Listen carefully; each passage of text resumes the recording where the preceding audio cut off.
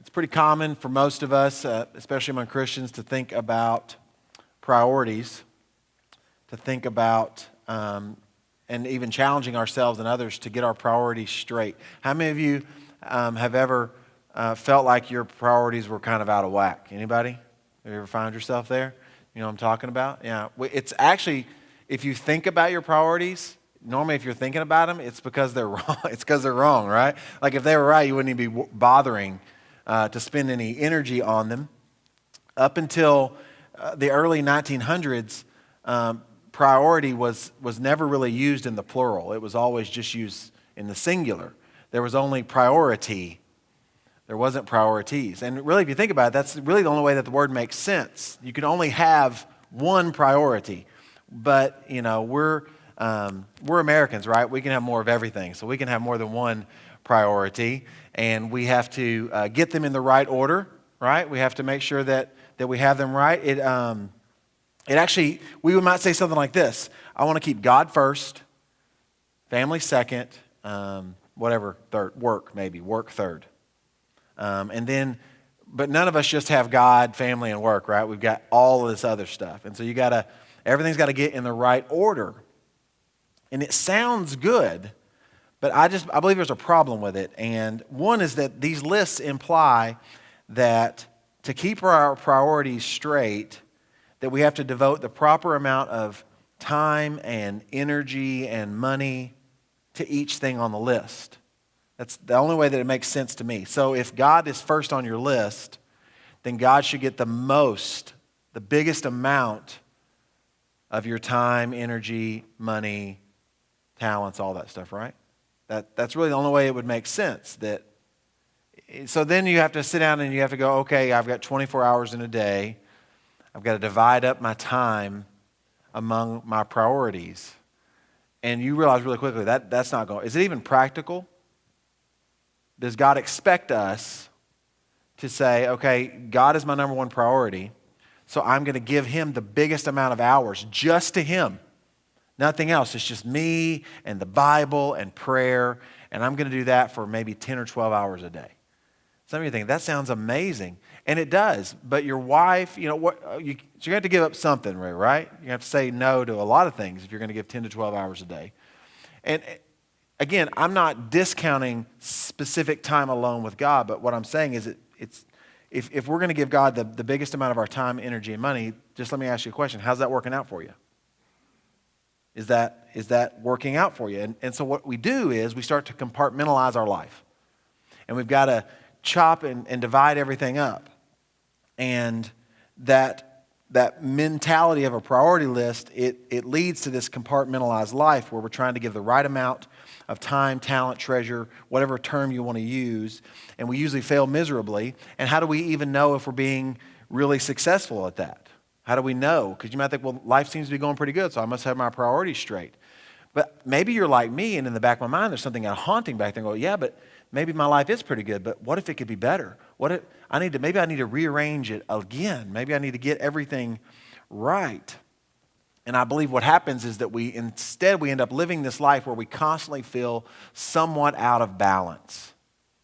And we're constantly trying to juggle things and get everything into the right order to make sure that we're giving God and our wife and our family and our work and everything the right amount. So if we're trying to do that, just, you have to ask yourself, where does Jesus fit into your schedule? Where does he fit into your bank account and your life? Well, that's easy, Cary. That's right now. That's why I'm here. You got an hour a week. This is my Jesus time. I'm going to come in and get me some Jesus for an hour on Sunday mornings. But if God's first, is an hour on Sunday morning enough? No, it's not. Again, it's this thing that we get into. So what I want us to do is look at God's word because I think it shows us something different. It shows us a better way. Colossians 1, starting in verse 15, says this. He, speaking of Jesus, is the image of the invisible God, the firstborn over all creation. For everything was created by him in heaven and on earth, the visible and the invisible, whether thrones or dominions or rulers or authorities. All things have been created through him and for him. He is before all things, and by him all things hold together. He is also the head of the body, the church. He is the beginning, the firstborn from the dead, so that he might come to have first place in everything. For God was pleased to have all his fullness dwell in him, and through him to reconcile everything to himself, whether things on the earth or things in heaven, by making peace through his blood shed on the cross. In the beginning of everything that we see and everything that we know, there was Jesus. He came to this earth as the visible image. The book of Hebrews says he was the express image, or the exact image. Not a photocopy, not a close proximity. He was the fullness of God. And in the beginning, there was him. He created everything. He was the creator God. That was Jesus. That was part of his task. There in the beginning, it was Jesus. He goes before everything. He comes behind everything. The book of Revelation, chapter 22:13 says, I am the Alpha and the Omega, the first and the last, the beginning and the end. Jesus is before and he is at the end. Psalm 139, starting in verse 7, says, where can I go to escape your spirit? Where can I flee from your presence? If I go up to heaven, you're there. If I make my bed down in Sheol or hell, you're there. If I live at the eastern horizon or settle at the western limits, even there your hand will lead me, your right hand will hold on to me. And if I say, surely the darkness will hide me, and the light around me will be night, even the darkness is not dark to you. The night shines like the day. The darkness and the light are alike to you. This is Jesus. He is before and after. He is in front and behind. He is above and below. He is to the east and he is to the west. He's everywhere. And in the beginning, he's the one who made everything. But that's not all. Colossians 1 says this in verse 17. He is before all things, and by him all things hold together. Jesus is the one holding everything together. Now, I'm not a scientist. Not by any stretch of the imagination am I a scientist. I think back to my high school chemistry class, and there was a friend of mine. He was a foreign exchange student from the Philippines, and our favorite thing to ask our teacher every day when we walked into chemistry was, could we blow up the lab today? That was the extent. I wanted to burn something and see what color it made. You know, that was the extent of the scientist that is Cary Weaver. But for decades and decades, scientists have tried to discover what holds everything together. Some of you know a lot more about this than I do, but if you go down to the smallest, to the atom, you got these three particles there. You've got a proton, positive charge, electron, negative charge, and then there's the neutron, which is neutral. Electrons are swinging around wildly, but they're in the center, in the nucleus. They don't know why. They know why the proton and the electron stay together. They're opposite charges. They're drawn to each other. But why is the neutron there? And truthfully, scientists don't have any idea why they stay together. They have actually come up with a name for the force, though. They just call it the strong force. And the strong force is what holds it together. It's also actually referred to as Colossus. That's the force that is holding it together. But it's not Colossus. It's actually Colossians 1:17. By him, all things hold together. At the center of everything, Jesus is holding it all together. Okay?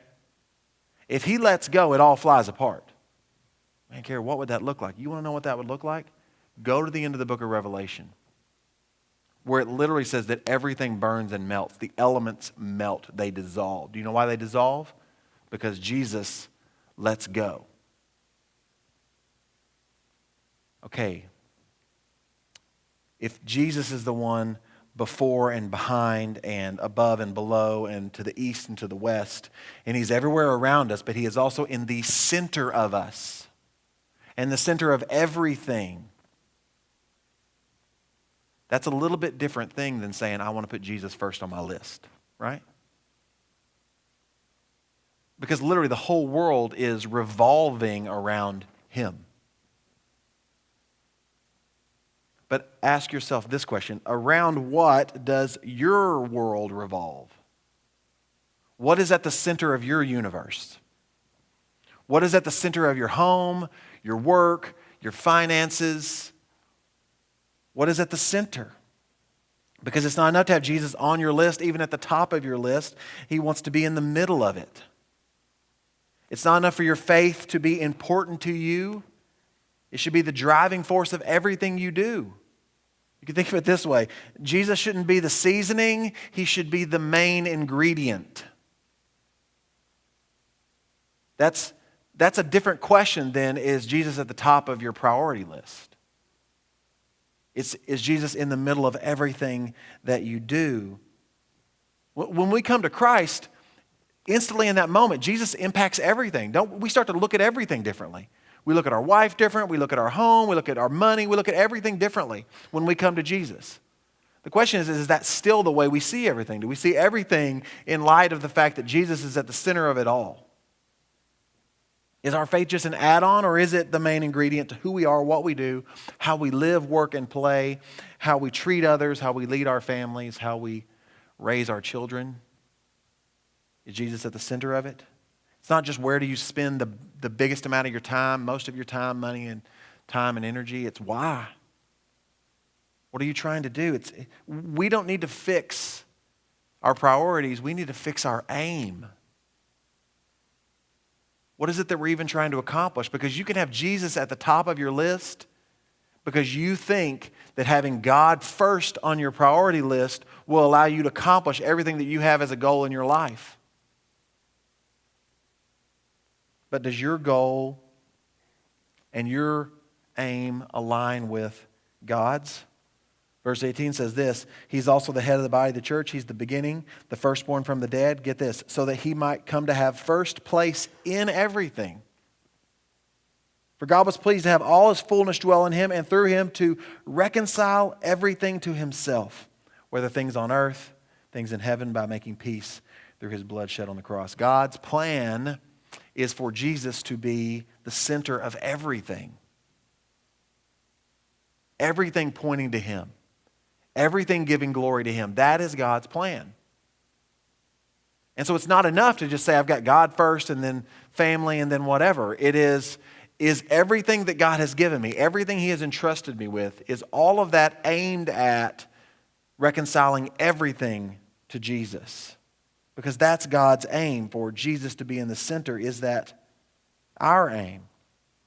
His plan is for total reconciliation of everyone and everything to Jesus, all things to Himself, and He is accomplishing this through what Jesus did on the cross. Jesus is the creator of all. Jesus is without a doubt the smartest, most creative, most interesting person who ever lived. And we have to ask ourselves, is my life devoted to reconciling everything and everyone to Jesus?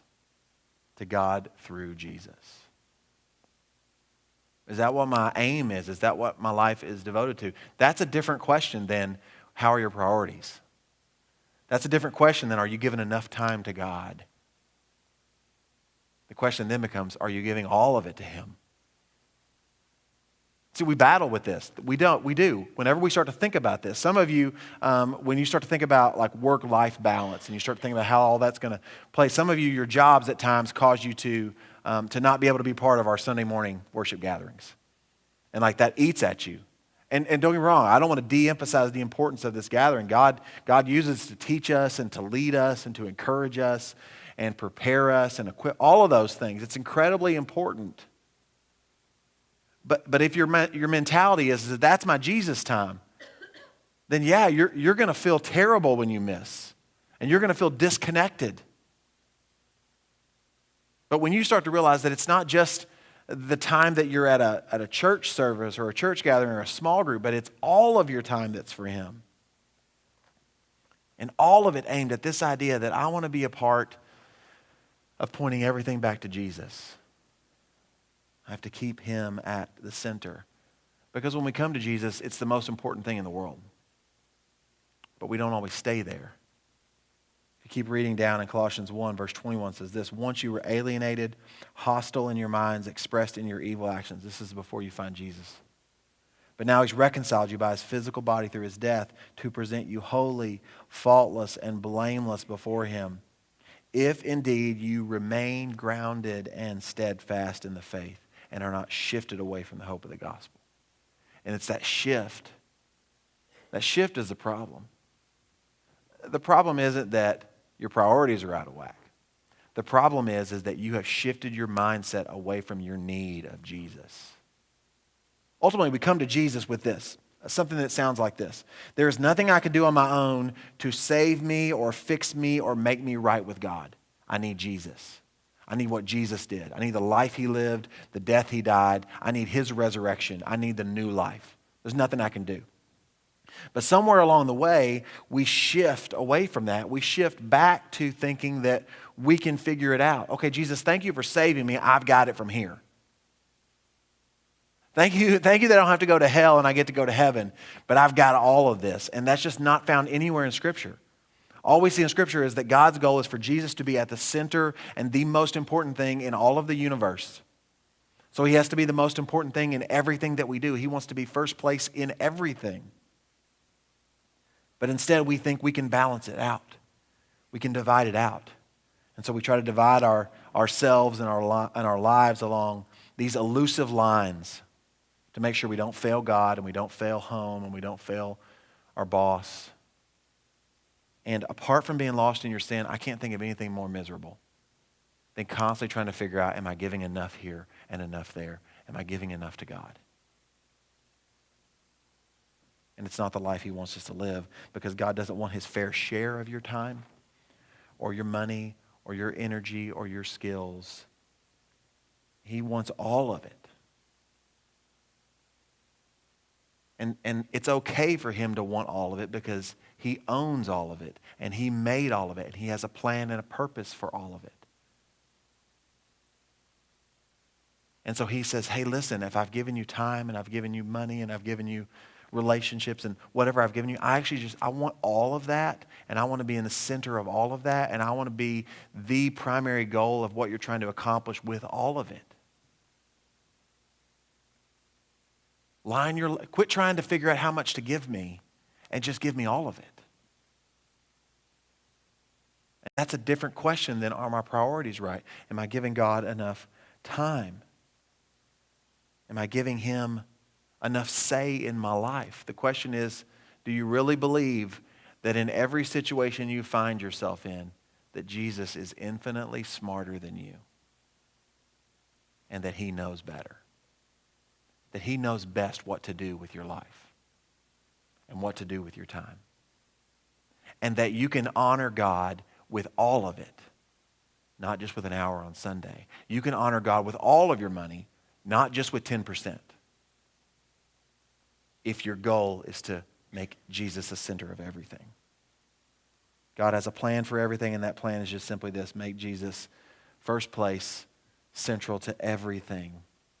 And he intends for us to use our lives to glorify Jesus, and then Jesus will glorify the Father, and one day all men everywhere will believe it, and they will see it, and they will say it. So we have to keep Jesus at the center. We have to keep all eyes on him. He's not the first priority on our list. Entire life revolves around him. He calls the shots. He gets the glory in everything. Verse 27. God has given me the responsibility of serving his church by proclaiming his entire message to you. This message was kept secret for centuries and generations past, but now it's been revealed to God's people. For God wanted them to know that the riches and glory of Christ are for you Gentiles too. And this is the secret: Christ lives in you. This gives you assurance of sharing his glory. Here's the secret. Jesus is already at the center of all of it. He already is. He's already at the center of your very being. He holds you together. If you're a follower of Jesus, he already lives within you. He is already at the center of it all. The question is, do we acknowledge it? Do we yield to that? Or do we fight him for power and fight him for control? Or do we let him be central, first place in the center of our hearts and our minds and our homes and our work and our families and whatever else we have. You see, one day every knee will bow and every tongue will confess that Jesus Christ is Lord. One day everyone is going to acknowledge that Jesus is at the center of it all. But as followers of Jesus, we get let in on it early. He tells us the secret early. Hey, Jesus is already at the center of it all. And our lives look significantly different when we stop weighing priorities and start saying, how can I best make Jesus central in my relationships, in my work, in my finances? And from there, we could do a whole other series. How to keep Jesus central in your money. How to keep Jesus central in your home. Maybe, I think I'm going to write that down. That's a good idea. We'll do that some other time. But we start to get to ask the questions, because when I start talking about priorities, every one of us that have struggled with this, there is a priority that comes to mind that we think, I don't give enough there. How do I get that one right? Quit trying to move it up and down in the list and put Jesus in the middle of it.